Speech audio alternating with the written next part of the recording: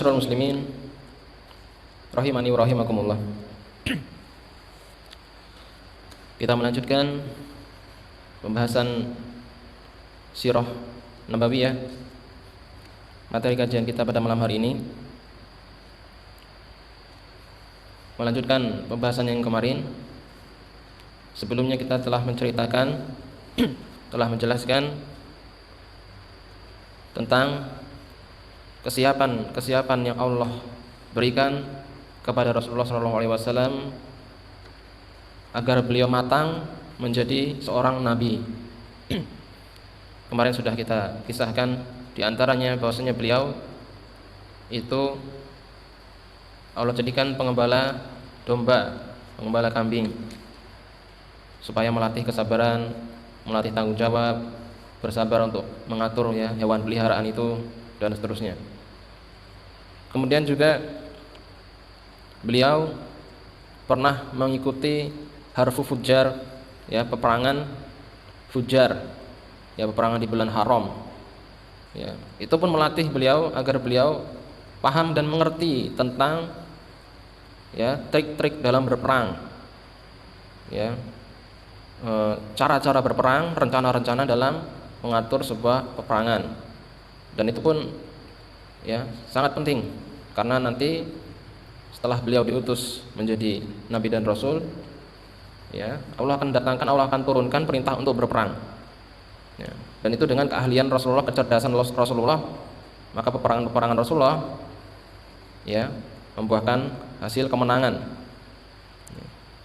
Kemudian beliau juga ketika remaja pernah mengikuti Hilfu Fudul, suatu organisasi atau kelompok pemuda yang mereka membentuk kelompok itu dalam rangka membela kebenaran, membela hak-hak orang yang terzolimi di Mekah ketika itu. Sebelumnya kita pernah kisahkan, kita ceritakan apa penyebab dibuatnya kelompok tersebut.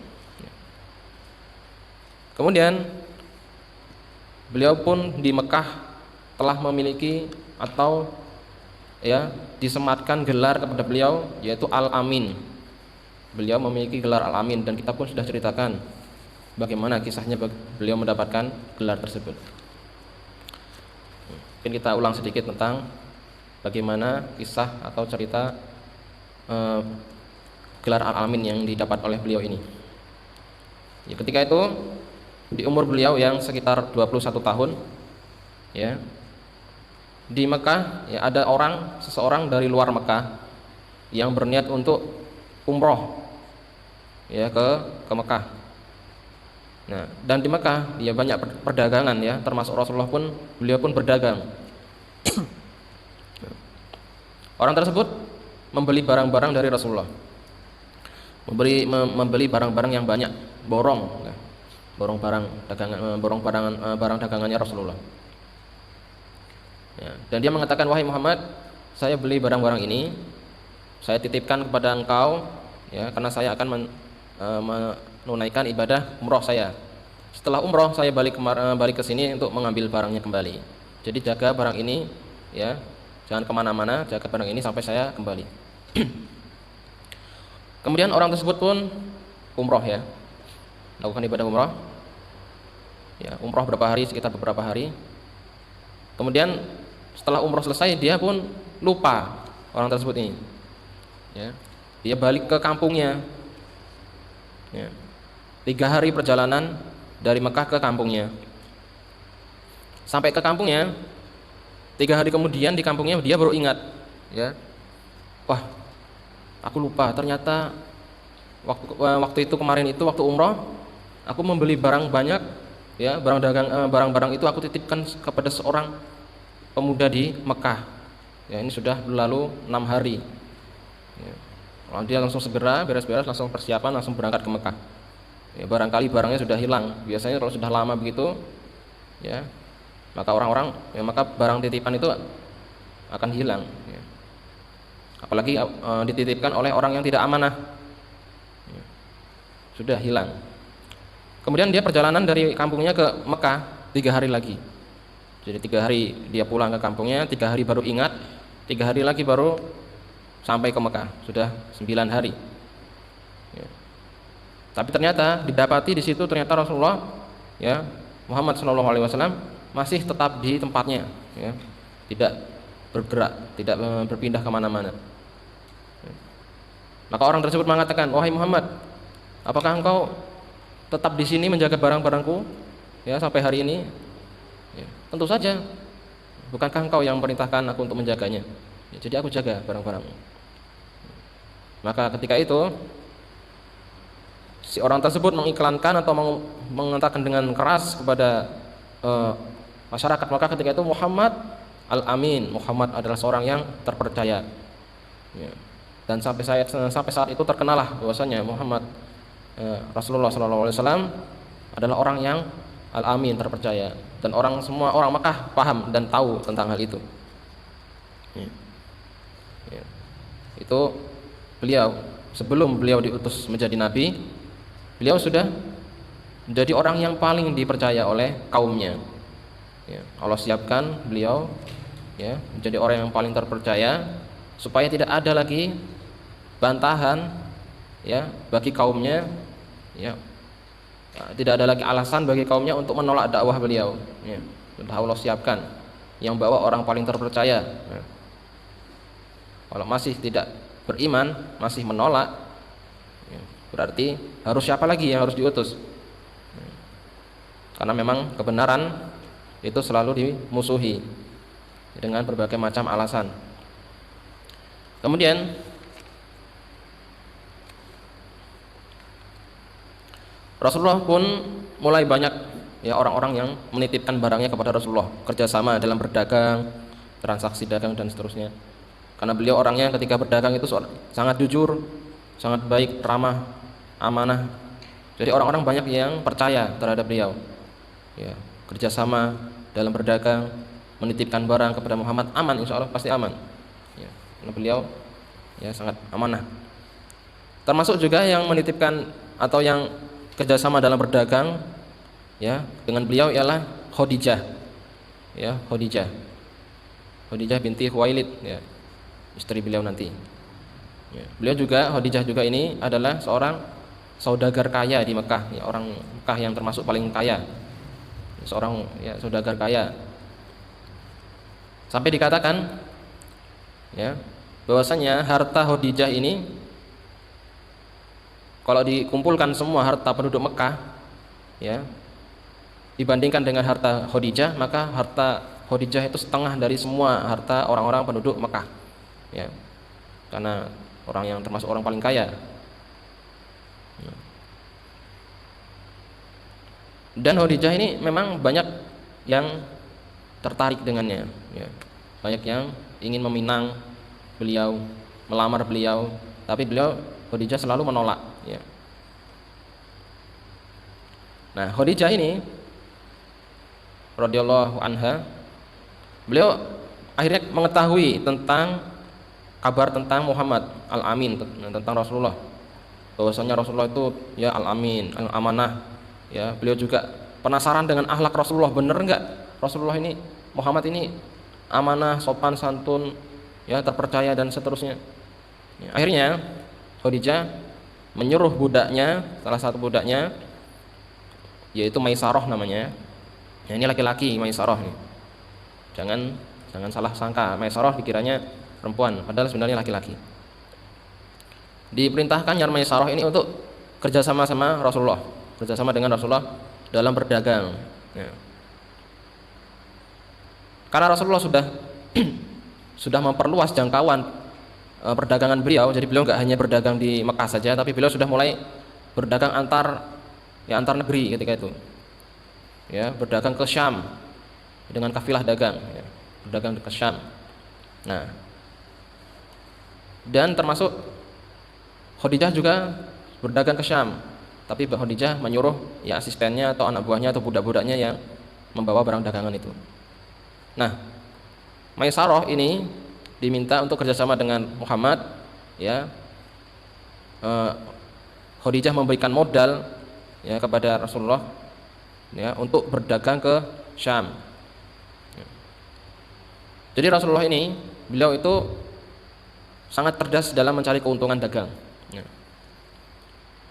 Rasulullah berdagang ke Syam, ya, beliau membawa barang dagangan atau perabot-perabotan Mekah, ya, hasil-hasil Mekah dibawa dengan beberapa unta, dibawa ke Syam untuk dijual di sana. Ya. Nanti sampai sana beliau berjualan sampai habis. Beliau dengan uang yang hasil jualan tadi, beliau membeli barang-barang Syam, ya, perabotan Syam, hasil-hasil, ya, bumi Syam, dan dibawa lagi ke Mekah. Jadi untungnya berlipat-lipat. Ya. Seperti itu. Ketika Rasulullah SAW berangkat bersama Maisarah, ya, sebelumnya Maisarah sudah disuruh, dikatakan kepada Khadijah, wahai Maisarah, ya, coba engkau kerjasama dengan Muhammad dan perhatikan bagaimana sifat dia, bagaimana cara dia berdagang, bagaimana akhlaknya dan seterusnya. Ya. Nanti kalau sudah kembali, laporkan kepadaku, jelaskan kepadaku, ceritakan kepadaku bagaimana tentang Muhammad itu. Kemudian, ya, selama perjalanan, ya, terdapat banyak hal yang luar biasa dari akhlak-akhlak beliau, ya, mukjizat yang beliau miliki, ya, dan seterusnya. Ya, salah satunya ialah yang pertama bahwasanya beliau, akhlak beliau yang baik, salah satunya ialah beliau itu berlaku baik terhadap budak. Ya, Maisarah seorang budak.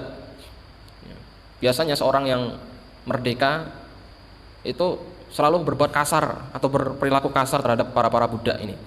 Budak-budak ini terkadang nggak dikasih makan, kadang disuruh-suruh, dimarah-marahin dan seterusnya. Tapi perilaku Rasulullah terhadap Maisarah ini berbeda. Ya, Maisarah itu sudah dianggap seperti temannya sendiri. Diajak makan bersama, ya, ketika makan dipanggil Maisarah ikut makan, disuruh istirahat, gak disuruh kerja, terus diajak ngobrol seperti temannya sendiri dan seterusnya. Ya. Dan ketika dalam perjalanan, ya, itu selalu kafilah dagang Rasulullah bersama Maisarah ini berdua saja ini selalu dinaungi awan, ya, selalu dinaungi awan. Padahal ketika itu banyak kafilah-kafilah yang lain, ya, di padang pasir banyak yang lewat lalu lalang kafilah-kafilah itu. Tapi mereka, ya, biasa aja, tidak ada awan panas terik. Tapi berbeda dengan kafilah Rasulullah bersama Maisarah ini. Ya, dua orang ini selalu dinaungi awan. Ya. Padahal mereka membawa barang dagangan yang banyak, ya, tapi hanya dijaga oleh dua orang ini, ya, Rasulullah bersama Maisarah. Kemudian sampailah beliau, ya, ke gereja atau sampailah beliau ke gerejanya Bahiroh, ya. Sebelumnya pernah kita ceritakan, ya, tentang pendeta Nasrani, ya, Bahiroh, yang ketika itu Rasulullah bersama dengan pamannya Abu Thalib ikut dengan pamannya Abu Thalib ke Syam untuk berdagang juga. Namun, ya, diperhatikan ternyata di situ ada Bahiroh, ya, seorang pendeta Nasrani memperhatikan kafilah Abu Thalib yang ketika itu dinaungi awan, ya, terdapat ciri-ciri kenabian yang ditangkap oleh Bahiroh, ya, akhirnya diajak makan dan seterusnya. Ya. Nah, ketika ini lewat lagi di gerejanya Bahiroh. Tapi ketika itu Bahiroh sudah meninggal dunia, Tapi Bahiroh ini selalu memperingatkan kepada murid-muridnya, ya, dia mengatakan, wahai, ya, murid-muridku, ingat zaman ini zaman munculnya Nabi terakhir, ya. Dan dia dari negeri Arab sana, dari Mekah. Maka perhatikanlah kafilah-kafilah yang lewat ini, barangkali engkau temukan orang itu yang kita cari, ya, Nabi terakhir. Ya, maka ketika itu, ya, pendeta-pendeta gereja ini, murid-murid dari Bahiroh ini melanjutkan, ya, apa itu yang dilakukan Bahiroh, kebiasaan Bahiroh memperhatikan kafilah, ya. Barangkali ada nabi terakhir yang sudah disebutkan ciri-cirinya oleh ini, atau oleh kitab mereka. Dan ternyata, ya, diperhatikan ada tuh kafilah yang besar, barang dagangan yang besar, ya, hanya dua orang yang membawa dan selalu dinaungi awan, ya. Akhirnya si pendeta ini terus memperhatikan sampai Rasulullah dan Maisarah singgah di satu pohon, ya, satu pohon kurma, itu istirahat di situ. Dan ternyata pohon itu pun menaungi Rasulullah, ya, menaungi Rasulullah. Nah, ketika itu dia mencari kesempatan, pendeta ini kapan dua orang ini bisa berpisah ya, salah satunya nanti akan ditanya ya. Karena nampak itu. Dua orang ini berbeda dari penampilan, nampak jelas. Satunya orang budak, satunya orang ya, orang yang merdeka, orang yang tidak muda, yang orang bukan budak ya. Jadi nampak dari penampilan. Dan mereka paham kalau yang budak ini nabi terakhir nggak mungkin budak, pasti orang yang ini ya. Jadi dia, si pendeta ini mencari kesempatan untuk bisa bicara dengan budak ini. Suatu ketika si Maisarah ini ingin ke semak-semak ya, mungkin ingin buang air kecil mungkin. Ya, setelah itu dipanggil oleh pendeta ini, wahai pemuda sini. Ya, Maisarah karena masih muda ya, dipanggil. Tolong jelaskan siapa orang yang bersamamu. Ya. Maka ketika itu Maisarah menjelaskan, oh dia itu Muhammad, dia seorang ya anak dari tokoh ya Mekah, ya, nama lengkapnya Muhammad bin ya, dari anaknya Abdullah, disebutkan nasabnya dan seterusnya. Maka ketika itu Maisarah ya balik bertanya, kenapa anda bertanya tentang Muhammad ya? Apa maksud anda bertanya tentang Muhammad ya? Kemudian si pendeta itu mengatakan, wahai pemuda, ketahuilah bahwasanya ya orang yang bersama engkau itu adalah seorang nabi terakhir ya. Ciri-cirinya begini disebutkan tadi, kalian itu berjalan dan ada di naungi awan dan ada dedaunan yang menaungi beliau dan seterusnya ya. Lalu kemudian pendeta itu pun ya pergi meninggalkan Maisarah ya. Tentu saja Maisarah terkejut mendengar penjelasan dari pendeta tersebut, dan ini hal yang nanti akan disampaikan ke Khadijah ya. Salah satu hal yang nanti diceritakan ke Khadijah ya, tentang Rasulullah ya. Tapi tidak dijelaskan tentang pendeta itu seterusnya bagaimana, apakah dia beriman atau tidak ditemukan kisahnya. Kemudian sesampainya di Syam, maka beliau langsung ya menjajakan barang dagangannya, menawarkan barang dagangannya ke orang-orang Syam. Ya. Tentunya beliau menawarkan atau berdagang dengan akhlak yang baik dan jujur, terbuka, tidak menyembunyikan aib dalam barang dagangan. Ya, mudah. Ya, apabila orang menawar, dia akan mudah untuk berdagang, untuk menjual juga. Dia terbuka, oh, barang ini modalnya sekian, saya beli barang sekian, Anda mau berikan keuntungan berapa terserah ya, sangat mudah sekali. Sehingga dalam satu hari saja di Syam, dalam satu hari saja barang dagangan beliau habis terjual ya. Kemudian di hari berikutnya, di hari kedua, beliau gunakan ya uang itu ya, hasil jualan beliau untuk membeli ya perabotan Syam ya, hasil perkebunan Syam dan seterusnya. Apa yang dipesan orang-orang Mekah ya, dibeli semua di Syam ya. Dan beliau pun tentunya menyisakan beberapa persen dari uang-uang itu untuk disedekahkan ke masyarakat Syam, orang-orang fakir miskin dan seterusnya ya, itu beliau lakukan. Habis semua sudah selesai, beliau beli barang dagangan untuk dibawa pulang. Hari ketiga beliau pulang ke Mekah ya, langsung kembali ke Mekah ya, cepat beliau dalam melakukan ya perdagangan, aktivitas dan hal-hal yang lain beliau lakukan dengan cepat ya, tanpa menunda-nunda ya, seperti kebiasaan orang-orang Arab ketika itu mereka berjualan ya, satu bulan perjalanan ya tentunya. Di Syam mereka tidak langsung jualan, tidak langsung ya habis dalam sehari, tidak lama. Mereka di Syam lama, berbulan-bulan mereka mungkin mabuk-mabukan dulu, duduk-duduk dulu, santai-santai ya, main wanita sampai mereka selesai puas, baru mereka balik ke Mekah. Itu kebiasaan orang-orang jahiliyah, orang-orang Arab ketika itu. Berbeda dengan Rasulullah tidak berdagang cepat, belanja cepat, langsung balik ke Mekah. Kemudian balik ke Mekah, perjalanan 1 bulan, baru sampai di pintu gerbang Mekah ya. Ketika itu Mekah itu ada pintu gerbang namanya ya, pintu Bani Syaibah. Ada orang-orang yang berjaga di pintu gerbang itu ya, orang-orang yang berjaga ini melihat ada kafilah dagang yang datang, mereka berteriak kepada masyarakat Mekah, wahai penduduk Mekah, kafilah dagangnya Muhammad sudah sampai ya. Ayo wahai penduduk Mekah, kafilah dagang Muhammad sudah sampai ya.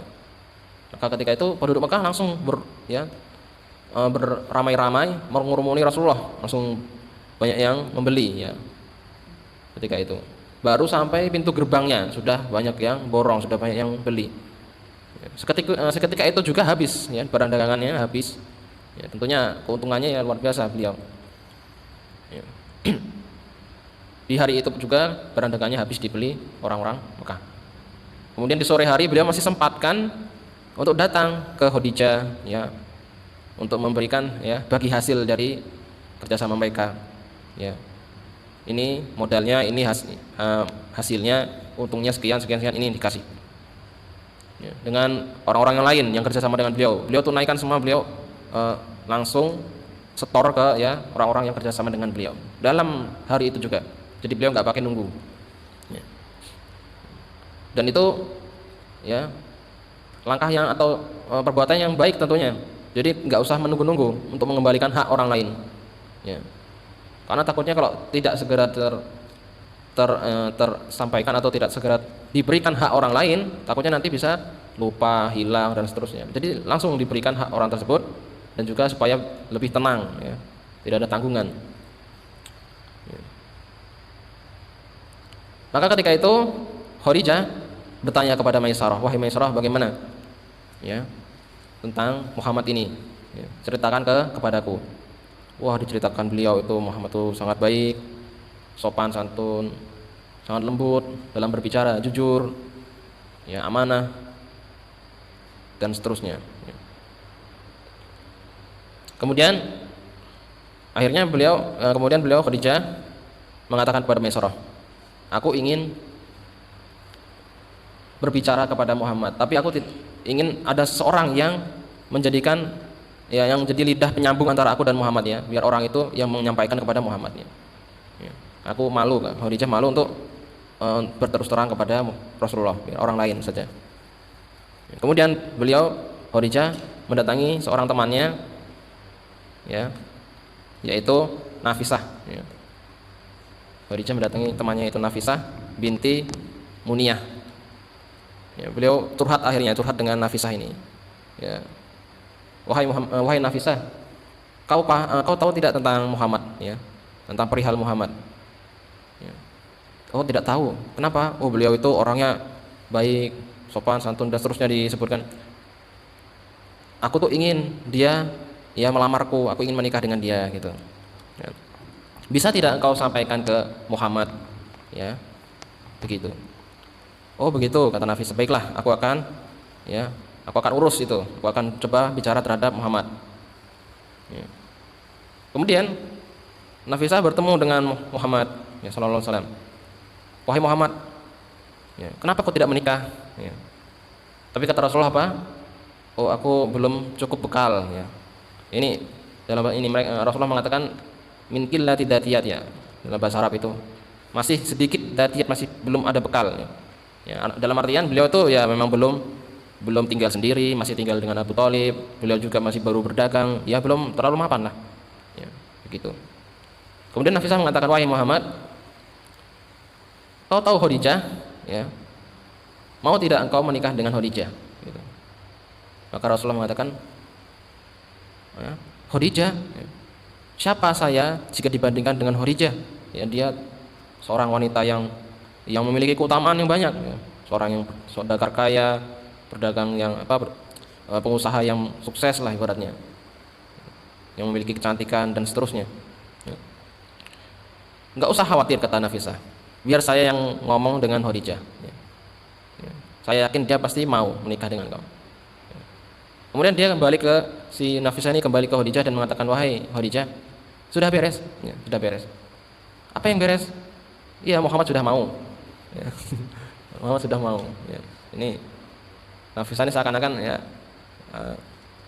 ya Muhammad sudah mau ya. Ya, benar begitu? Iya ya. Kalau begitu segerakan ya prosesnya, nggak usah lama-lama ya. Kemudian Nafisah pun datang kepada Rasulullah ya. Wahai Rasulullah, wahai Muhammad ya. Ya, ketika itu belum jadi Rasul ya. Ya, wahai Muhammad, sudah beres ya. Apa yang beres? Khadijah sudah mau ya, sudah aku bujuk dan seterusnya. Padahal sebenarnya emang Khadijah yang mau, sudah mau ya. Khadijah sudah mau. Oh begitu ya. Kalau begitu ya kami akan datang ke rumahnya dan melamarnya. Dan ketika itu Rasulullah ya datang ke rumah Khadijah bersama dengan dua pamannya ya, Abu Thalib dan Hamzah ketika itu. Abu Thalib dan Hamzah. Dan ketika di rumah Khadijah ya disambut oleh Khadijah dan bersama dengan ayahnya ya Khuwailid. Ayahnya ya Khuwailid, dan juga ada yang mengatakan disambut juga oleh sepupunya yaitu Waraqah bin Naufal. Disambut juga dengan sepupunya itu Waraqah bin Naufal, seorang pendeta Nasrani yang nanti akan beriman dengan Rasulullah. Akhirnya Rasulullah pun menikah dengan Khadijah. Ya. Maharnya beliau ya untuk menikah dengan Khadijah, beliau maharnya ialah 20 ekor unta. Ya, cukup besar ya. 20 ekor unta.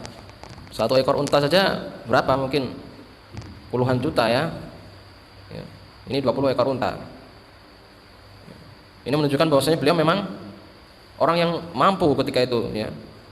Jadi terbantahlah tuduhan orang-orang kafir yang mengatakan, atau orang-orang orientalis yang mengatakan bahwasanya Muhammad itu nikah dengan orang kaya ya, dengan Khadijah, dengan orang kaya agar bisa mengambil hartanya dan seterusnya. Itu tuduhan-tuduhan orang-orang orientalis. Padahal tidak.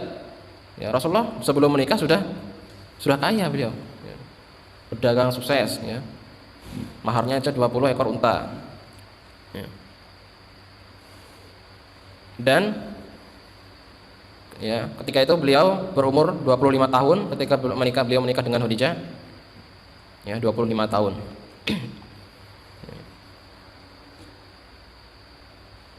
Dan Khadijah ketika itu berumur 40 tahun. Ya. Khadijah berumur 40 tahun. Walaupun di sini ada khilaf ya di antara para ahli sirah ya, ahli sejarah, bahwasanya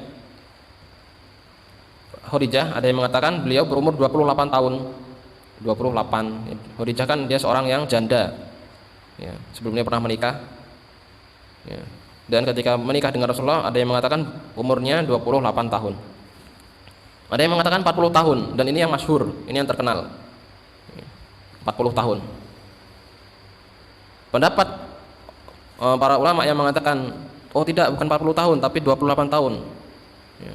Mereka beralasan kenapa? Bahwasanya setelah menikah dengan Muhammad, Khadijah ya memiliki 6 orang anak, ya. 6 orang anak. Ya, 40 tahun setelahnya punya anak 6. Jadi para ulama sirah mengatakan, sebagian dari mereka mengatakan orang 40 tahun itu biasanya masa produksinya, suburnya nggak lama ya. Dan nggak mungkin 40 tahun punya anak ya, berarti setiap setahun kali mungkin punya anak. Jadi mereka mengatakan tidak, itu berarti beliau Khadijah umurnya 28 tahun. Dan dijelaskan memang Khadijah cantik, masih cantik ya, masih banyak yang suka, masih banyak yang melamar ketika itu. Berarti dia kan masih muda. Sebagian orang dari khilaf atau ulama itu mengatakan seperti itu. Ya. Tapi dibantah oleh orang-orang atau ulama yang mengatakan umur beliau Khadijah itu 40 tahun. Mereka katakan ya zaman dahulu seorang itu apabila memiliki harta kekayaan ya, walaupun umurnya 40 tahun masih bisa perawatan, merawat diri. Jadi masih nampak cantik ya, begitu. Ya. Dan tentunya orang kaya lebih bisa terpenuhi kebutuhannya, sesuatu ya, makanan-makanan yang bergizi, sehingga walaupun umur 40 tahun masih sehat, masih subur dan seterusnya. Ya, seperti itu. Yang jelas kita ambil simpulan atau kita kuatkan di sini pendapat yang Khadijah 40 tahun ya, yang lebih masyhur, yang disebutkan dalam buku-buku sejarah. Ya, dan Rasulullah ketika itu umurnya 25 tahun. Yang umurnya di bawah 25 tahun jangan buru-buru ya, sabar. Rasulullah nikah 25 tahun. Kalian masih muda, masih kecil-kecil, jangan pengen nikah dulu lah, belajar dulu. Ya. Kemudian dari Khadijah ini ya Allah karuniakan 6 orang anak. Siapa saja? Pertama Al-Qasim. Al-Qasim ya. Seorang ya, anak laki-laki Al-Qasim. Maka dari itu beliau dijuluki atau diberikan kunyah kepada beliau Abul Qasim. Ya, Rasulullah Abul Qasim kunyahnya. Karena anak beliau yang pertama Al Qasim. Kemudian yang kedua Zainab. Yang ketiga Ruqayyah. Ya, Ruqayyah ini yang nanti dinikahkan kepada Utsman bin Affan. Ya. Tapi di perang Badar Ruqayyah ini ya mengalami sakit keras sehingga beliau meninggal dunia. Kemudian yang keempat Ummu Kulsum, anak beliau, putri beliau yang berikutnya Ummu Kulsum. Dan ini pun nanti akan dinikahkan juga kepada Utsman bin Affan, ya, istri kedua beliau Ummu Kulsum. Ya, jadi Utsman bin Affan dijuluki Dzunurainin, Dzunuraini, ya, pemilik dua cahaya karena menikah dengan dua anak Rasulullah, itu Utsman bin Affan. Kemudian anak beliau yang kelima yaitu Fatimah, ya, istri Ali nantinya, ya, Ali bin Abi Thalib. Kemudian anak beliau yang keenam yaitu Abdullah, ya. Jadi putra beliau dari Khadijah, putra Rasulullah dari Khadijah ada dua, Al Qasim dan Abdullah. Ya. Tapi nanti ada juga putra beliau ya bernama Ibrahim, yaitu dari budak, ya, budak yang bernama Maria Al-Qibtiyah, yaitu seorang budak dari Mesir. Ya, seorang budak yang merupakan hadiah dari Raja Muqawqis dari Mesir. Ya. Ya. Tapi Ibrahim pun nanti meninggal dunia ketika beliau masih kecil. Ya. Adapun nama anak beliau, nama anak Rasulullah yang bernama Toha atau Thayyibah atau Thahir, maka itu bukan suatu anak yang lain, tapi itu suatu julukan dari Abdullah. Jadi Abdullah, ya, Toha itu ya Abdullah, bukan nama yang lain, bukan anak Rasulullah yang lain. Toha, Thayyibah, ya, atau Thahir, ya, itu termasuk daripada julukan Abdullah. Ya. Baik. Kemudian, ya, terjadi di zaman, ya, di waktu itu, ya, sekitar Rasulullah berumur 35 tahun, sekitar Rasulullah berumur 35 tahun, ya, terjadi peristiwa robohnya Ka'bah, ya, ketika itu roboh, ya, Ka'bah roboh. Ya. Ada beberapa pendapat mengenai apa penyebab robohnya Ka'bah ini. Ada yang mengatakan, ya, pendapat pertama bahwasanya robohnya Ka'bah ini karena banjir. Ya, karena Mekah itu adalah sebuah lembah, ya, tanah yang datar, yang datar, yang dikelilingi oleh perbukitan, oleh gunung-gunung. Nah, itu yang namanya lembah. Itu kalau hujan deras menampung air di situ dan bisa banjir. Ya, jadi ketika itu, ya, Mekah banjir sehingga Ka'bah roboh. Ya, itu pendapat pertama. Pendapat kedua, ya, karena terbakar, ya, Ka'bah terbakar. Dikarenakan ada seorang wanita ketika itu membawa dupa, ya, dupa. Ya, dupa itu semacam apa, ya? Sesuatu yang dibakar itu, yang dia mengeluarkan asap, ya, mungkin kayak apa sih? Menyan gitulah. Nah, tapi dia aromanya wangi. Nah, dupa ini. Ada seorang wanita ketika itu membawa dupa ke sekitar Ka'bah. Niatnya ingin agar jamaah yang tawaf itu mencium aroma wangi atau mereka menjadi wangi karena dupa tersebut. Tapi ternyata dupa ini tumpah dan apinya itu mengenai kiswah Ka'bah sehingga terbakar. Ya, kita ketahui bahwasanya Ka'bah ketika itu kiswahnya banyak yang diletakkan di atasnya. Jadi ketika terbakar sudah terbakar hebat. Ya. Tapi di sini ada pendapat ketiga. Ya. Robohnya Ka'bah dikarenakan, ya, karena terlalu banyak kiswah yang diletakkan di atas Ka'bah. Ya.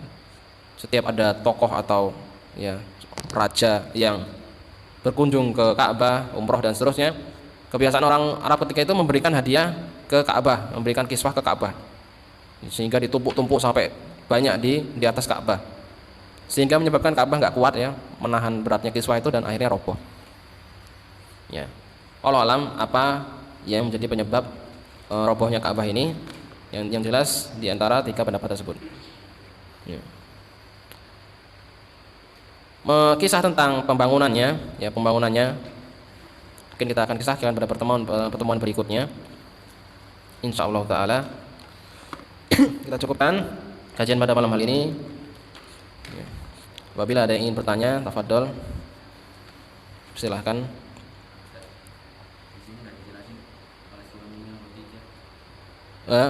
Suaminya Khadijah. Yang pertama, secara pribadi anak pun enggak dengar, mungkin belum melihat kembali sih. Ya, tentang suami pertamanya Khadijah itu. Wallahu a'lam bishawab. Mungkin nanti akan anak cari jawabannya mungkin minggu depan. Ya. Karena kajian-kajian sirah yang anak dengar juga jarang Ustaz itu menceritakan atau menyebutkan suami Khadijah yang sebelumnya. Ada lagi yang mau bertanya? Tafadhol, apabila anda mampu menjawab maka akan anda jawab. Ya Pak.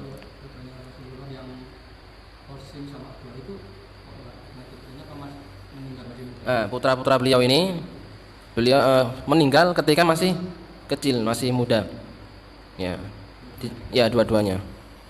Dijelaskan bahwasanya Qasim ini juga meninggal ketika di umur seorang anak itu baru bisa naik kuda, ya, sekitar belasan tahun. Ya. Ketika itu umur segitu, ya. Ketika anak itu baru bisa naik kuda ketika itu. Dan Abdullah pun meninggal juga masih muda. Ya. Ibrahim juga anak dari budak, ya, Maria Al-Qibtiyah ini meninggal juga masih bayi. Ya. Jadi tidak ada anak laki-laki beliau yang hidup, ya, dan menghasilkan keturunan untuk beliau. Jadi keturunan daripada Rasulullah hanya dari jalur Fatimah, dan dari anak-anak beliau yang lain tidak ada keturunannya. Allah alam, pun tidak ketahui kenapa penyebabnya. Yang jelas itu mengandung hikmah yang besar. Ya, Allah yang tahu hikmahnya. Yang jelas keturunan Rasulullah hanya dari jalur Fatimah yang menikah dengan Ali bin Abi Thalib, ya, dari dua anak Ali, yaitu Hasan dan Husain. Ya, dari Hasan dan Husain gitu. Jadi keturunan Rasulullah dari dua jalur, dari Hasan dan dari Husain, yaitu cucu beliau. Toha itu adalah julukan dari nama anak Rasulullah, yaitu Abdullah. Itu apa ya? Panggilan lain dari Abdullah. Ya, jadi bukan anak yang lain. Begitu.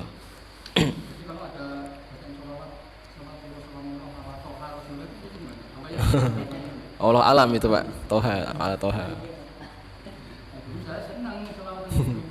Allah alam, apakah mereka menjuluki Rasulullah Toha atau itu kepada anak beliau, enggak tahu.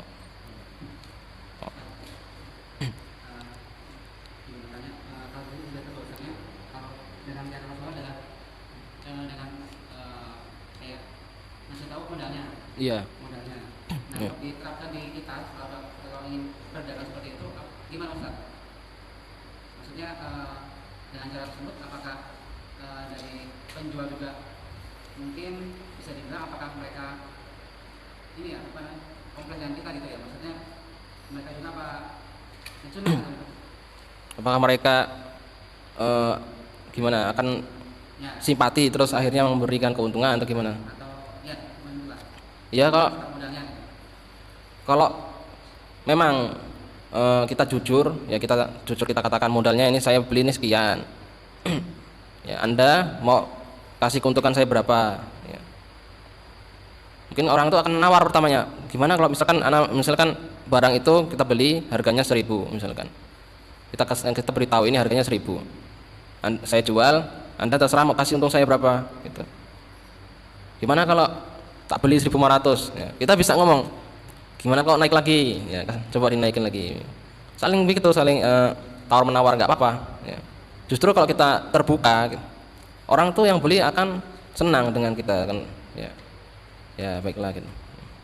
Dan beliau terbuka, kalau memang barang tersebut ada aibnya, ada kekurangan, maka disebutkan, oh ini aibnya begini, barangnya sudah lecet misalkan, atau sayurannya atau buah-buahannya ada busuk begini di sini disebutkan sama beliau. Ya. Itu membuat beliau dipercaya dan disenangi oleh orang-orang. Ya. Ya, sudah paham? Ya, seperti itu. Itu ada istilah tersendiri dalam hukum jual beli sini. Ana lupa istilahnya itu. Bai'ul apa gitu, lupa. Baik, masih ada yang mau bertanya? Tapi kalau tidak ada, kita cukupkan dengan doa kafaratul majelis. Subhanakallahumma wa bihamdika asyhadu an la ilaha illa anta astaghfiruka wa atubu ilaik. Assalamualaikum warahmatullahi wabarakatuh.